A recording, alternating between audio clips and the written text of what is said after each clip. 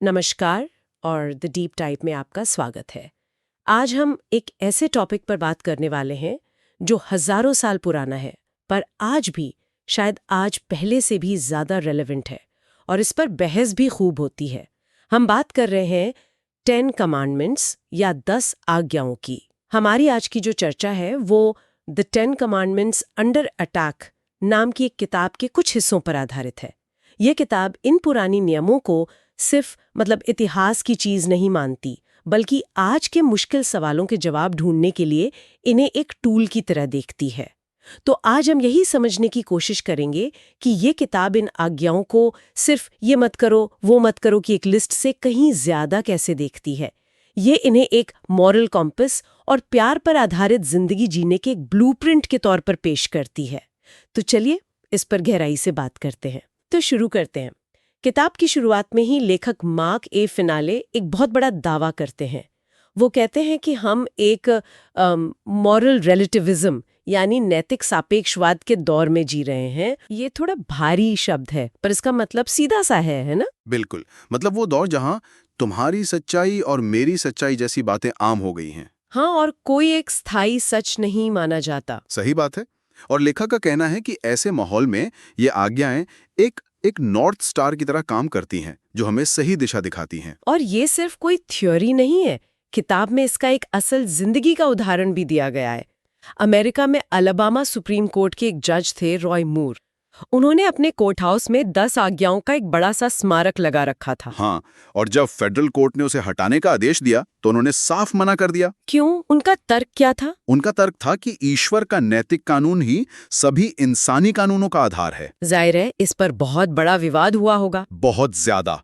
लेकिन ये दिखाता है कि ये आज्ञाएं आज भी कितनी चार्ज्ड अप और बहस का मुद्दा हैं। और देखिए, ये सोच सिर्फ सैद्धांतिक बहसों में नहीं उलझता, ये इस नैतिक गिरावट को समाज की असल समस्याओं से जोड़ता है। अच्छा, हाँ, और यहाँ ये साफ करना जरूरी है कि ये आंकड़े और नजरिया इसी किताब का है।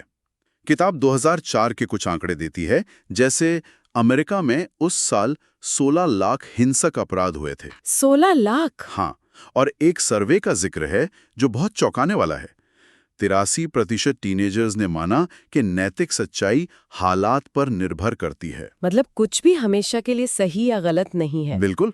इसके अलावा सोर्स ये भी बताता है कि उस समय औद्योगिक दुनिया में अमेरिका में यौन संचारित रोगों और तलाक की दरें सबसे ज्यादा थीं। तो किताब का मूल तर्क ये है कि जब कोई समाज इन बुनियादी नैतिक सिद्धांतों की नींव से हटता है, हाँ, तो उसकी दरारें पूरे सामाजिक ढांचे में दिखने लगती हैं। मैं इस बात को समझती हूँ, लेकिन कई लोग ये तर्क दे सकते हैं कि इन आंकड़ों के और भी कई कारण हो सकते हैं, आर्थिक, राजनीतिक। बिल्कुल। तो किताब सिर्फ नैतिक गिरावट को ही इसका जिम्मेदार कैसे ठहराती है? क्या ये थोड़ा ज्यादा सरल निष्कर्ष नहीं है? ये एक बहुत वाजिब सवाल है और सोर्स इस बात को मानता भी है। इसका उद्देश्य ये कहना नहीं है कि ये एकमात्र कारण है। अच्छा। बल्कि ये तर्क देना है कि ये एक फाउंडेशनल यानी बुनियादी कारण है, जिसे अक्सर नजरअंदाज कर दिया जाता है। किताब कहती है कि बाकी सब समस्याओं की जड़ में कहीं ना कहीं एक नैतिक भटकाव जरूर होता है। ठीक है, ये बात समझ में आती है। लेकिन यहीं पर ये किताब एक बहुत ही अनएक्सपेक्टेड मोड़ लेती है। ये सिर्फ समस्या नहीं गिनाती, बल्कि कहती है कि शायद हम इन आज्ञाओं के असली मतलब को ही नहीं समझते। हाँ। और इसकी शुरुआत पहली आज्ञा से होती है, जिसे लेखक टाई गिब्सन के मुताबिक हम शायद हमेशा से गलत पढ़ते आए हैं। हाँ, और ये हिस्सा सच में दिमाग की बत्ती जला देता है। जब हम पहली आज्ञा के बारे में सोचते हैं तो हमारे दिमाग में बस इतना आता है, मेरे सिवाय तेरा कोई दूसरा ईश्वर न होगा। हाँ, एक सीधा साधा हुक्म। बिल्कुल। लेकिन सोर्स हमें याद दिलाता है कि ये तो आज्ञा का दूसरा हिस्सा है। पूरा पाठ असल में ऐसे शुरू होता है। कैसे? मैं तेरा परमेश्वर यहोवा हूं जो तुझे मिस्र देश के दासत्व के घर से निकाल लाया है। इसके बाद वो हिस्सा आता है जिसे हम कमांडमेंट मानते हैं। एक मिनट, तो ये कोई हुक्म देने से पहले एक पहचान बता रहा है? मैं वो हूँ जिसने तुम्हें बचाया है। एग्जैक्टली। ये तो पूरा संदर्भ ही बदल देता है। बिल्कुल। ये कोई भी इंसानी कर्तव्य बताने से पहले ईश्वर के एक काम का जिक्र करती है, दया और उद्धार का काम। ईश्वर ये नहीं कह रहे कि तुम ये सब करो ताकि मैं तुम्हें बचाऊं, बल्कि वो कह रहे हैं, देखो मैंने तुम्हें पहले ही बचा लिया है, इसलिए अब तुम इस प्यार के जवाब में इस तरह से जियो। तो ये कानून को मांगों की एक लिस्ट के बजाय प्यार की एक स्वाभाविक प्रतिक्रिया बना देता है। सही बात है। और ये कोई मामूली बचाव नहीं था। स्रोत इसे एक बहुत ही गहरे प्रतीक से जोड़ता है, पासओवर। हाँ, वो घटना जहां एक मेमने के लहू ने इजरायलियों के घरों को मौत के फरिश्ते से बचाया था। तो किताब का तर्क है कि ये सिर्फ एक ऐतिहासिक घटना नहीं थी, बल्कि एक इशारा थी, ईसा मसीह के बलिदान की एक फॉरशैडोइंग थी। हाँ, तो इस तरह कानून के पहले ही वाक्य में खुशखबरी या गॉस्पेल का संदेश छिपा हुआ है। मतलब नियम और दया एक दूसरे के दुश्मन नहीं, बल्कि एक ही सिक्के के दो पहलू हैं। बिल्कुल। ये वाकई एक नया नजरिया है। लेकिन यहीं पर मेरे मन में एक सवाल आता है, अगर पहली आज्ञा इतनी सकारात्मक है, इतनी प्रेम भरी है, तो दूसरी और तीसरी आज्ञा, कोई मूर्ति न बनाना और ईश्वर का नाम व्यर्थ न लेना, अचानक से बहुत नकारात्मक लगती हैं। हम 21वीं सदी में जी रहे हैं, हम में से कौन पत्थर की मूर्तियों की पूजा कर रहा है? तो क्या ये आज्ञाएं अब पुरानी हो चुकी हैं? ये एक बहुत आम सवाल है और यहीं पर लेखक मार्विन मूर हमें चौंका देते हैं। वो कहते हैं कि हमारी मूर्तियां पत्थर की नहीं, बल्कि हमारी प्राथमिकताओं की बनी है। प्राथमिकताओं की मतलब? वही हमारी मूर्ति है। वही हमारी मूर्ति है। हाँ, और किताब इसके कुछ बहुत ही सीधे और चुभने वाले उदाहरण देती है। जैसे ईश्वर के लिए बहुत व्यस्त होना, हमारी नौकरी, हमारा करियर, हमारा घर, हमारी कार, हमारी सोशल रेपुटेशन, अगर ये चीजें हमारी पहली प्राथमिकता बन जाती हैं तो यही हमारी मूर्तियां हैं। हाँ, एक उदाहरण तो मुझे पढ़कर हंसी भी आई और थोड़ी शर्म भी। लिखा था, चर्च में बैठकर घड़ी देखना ताकि फुटबॉल मैच के लिए समय पर घर पहुंच सकें। अरे, ये भी एक तरह की मूर्ति पूजा है। ये तो बहुत पर्सनल हो गया। मुझे लगता है हम में से कई लोग इस जाल में फंस जाते हैं, बिना ये सोचे कि हम असल में अपनी प्राथमिकताएं कहाँ रख रहे हैं। बिल्कुल। सोर्स ये भी कहता है कि कभी-कभी हमारे अच्छे काम या सिर्फ धार्मिक होने का टैग भी एक मूर्ति बन सकता है। अच्छा। अगर हमारा भरोसा ईश्वर पर नहीं बल्कि इन चीजों पर टिक जाता है कि देखो मैं कितना अच्छा इंसान हूं, तो ये एक तरह से अपनी जिंदगी की सीईओ की कुर्सी पर किसे बिठाया है उसकी बात है। सही पकड़ा आपने। और इसी से जुड़ा हुआ है ईश्वर का नाम व्यर्थ लेना। मतलब ये सिर्फ गाली गलौज या कसम खाने के बारे में नहीं है। नहीं, उससे कहीं ज्यादा गहरा है। लेखक एमिल डीन पिलर कहते हैं कि इसका एक मतलब है ईश्वर के नाम को अनुचित तरीके से पहनना। हाँ, मतलब आप उस नाम का प्रतिनिधित्व करने का दावा तो करते हैं, लेकिन आपके काम उससे मेल नहीं खाते। तो ये एक तरह से फॉल्स एडवर्टाइजिंग है। बिल्कुल। किताब में एक जबरदस्त मिसाल है बॉब्स डोनट शॉप की। ओके। सोचिए, एक दुकान है जिसके बाहर बड़ा सा बोर्ड लगा है, बॉब्स डोनट शॉप। लेकिन जब आप अंदर जाते हैं तो वहां सैंडविच और पास्ता तो मिलता है, पर डोनट मिलते ही नहीं। ये तो धोखा हुआ। कितना धोखा देने वाला होगा, है ना? सोर्स का तर्क है कि जब हम खुद को ईश्वर का अनुयायी कहते हैं, लेकिन हमारी जिंदगी उनके सिद्धांतों से बिल्कुल अलग है, तो हम उसी दुकान की तरह पाखंड कर रहे होते हैं। हाँ, ईश्वर का नाम तो पहनते हैं, पर उसके असली चरित्र को नहीं दिखाते। बिल्कुल, यही है ईश्वर के नाम को व्यर्थ करना। और ये पाखंड सिर्फ हमारे दावे और हमारे काम के बीच नहीं, बल्कि हमारे रिश्तों में भी दिखता है। ईश्वर के साथ हमारा रिश्ता तो इन पहली 3 आज्ञाओं में साफ है, लेकिन इंसानों के साथ हमारे रिश्तों की शुरुआत कहाँ से होती है? हाँ, और सोर्स हमें चौथी और 5वीं आज्ञा की ओर ले जाता है, समय और परिवार। सबात यानी चौथा कमांडमेंट। हाँ, और इस पर इलोनी मेलाशेंको का दृष्टिकोण भी उतना ही क्रांतिकारी है। वो कहते हैं कि सबात सिर्फ एक नियम नहीं है जो हमें काम करने से रोकता है। तो फिर क्या है? ये सृष्टि के समय से दिया गया एक तोहफा है। वो इसे समय में एक अभयारण्य या अ सैंक्चुरी इन टाइम कहते हैं। वाह, ये तो बहुत खूबसूरत विचार है।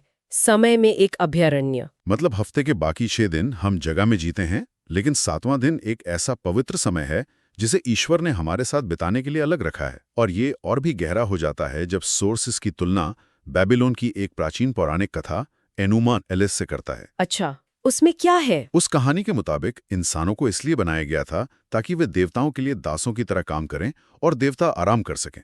मतलब इंसान का अस्तित्व देवताओं के आराम के लिए था। हाँ, और अब इसकी तुलना बाइबल से कीजिए। वाह, क्या अद्भुत विरोधाभास है। एक तरफ इंसान देवताओं के आराम के लिए बना दास है, और दूसरी तरफ बाइबल का ईश्वर इंसान को अपने साथ आराम करने का न्योता देता है। बिल्कुल, ये तो काम और आराम के पूरे कॉन्सेप्ट को ही पलट देता है। ये आराम को एक डिवाइन गिफ्ट के तौर पर पेश करता है, ना कि सिर्फ काम से एक ब्रेक के तौर पर। इसी से हम 5वीं आज्ञा पर आते हैं। तो अपने पिता और अपनी माता का आदर करना। मानवीय रिश्तों के बारे में यह पहली आज्ञा है। हाँ, और इसके साथ एक वादा भी जुड़ा है। लेकिन यहाँ सोर्स एक बहुत ही जरूरी और मुश्किल सवाल उठाता है। उन माता पिता का क्या करें जो अच्छे नहीं थे, जिनका व्यवहार सम्मान के लायक नहीं था, या शायद जिन्होंने बहुत दर्द दिया हो। यह एक बहुत ही प्रैक्टिकल और दर्दनाक सवाल है जिसे ये किताब नजरअंदाज नहीं करती। लेखक विल्मा किर्कली मानती हैं कि बहुत से लोगों के लिए ये कमांडमेंट सबसे मुश्किल हो सकता है। तो इसका जवाब क्या है? और इसका जवाब कोई आसान फॉर्मूला नहीं है।